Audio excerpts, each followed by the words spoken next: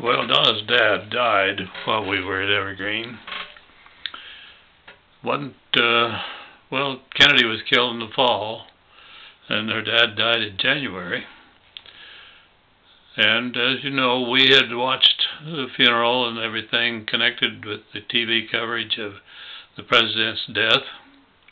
And our little Rhonda, preschooler, I think only about 3 years old, had gotten pretty impatient with us watching all that, and she was disgruntled by the fact that we were so sad and cried so much.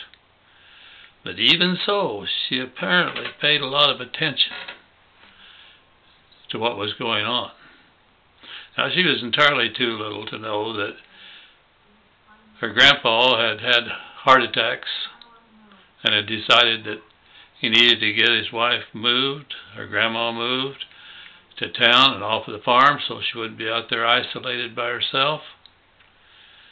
And they had bought 4 little houses, and they were living in the littlest one. Well, they had the funeral in Douglas, but the Williams grandparents, Donna's grandparents, had been Conway Springs people. They, in fact, had helped build the original Conway Springs Christian Church. So the burial place for Grandpa Williams was in Conway Springs.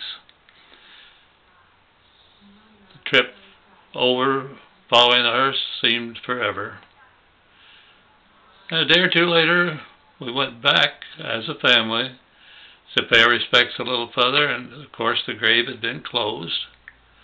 And our little Rhonda looked around and looked around, and finally she said, "Where's the fire?" We were puzzled for a bit, and then we realized this little girl figured that if an eternal flame was fit for President Kennedy, there certainly should be one for her grandpa. Now, there's a kid that had her priorities very, very straight. She wasn't politically savvy, but her heart was in the right place.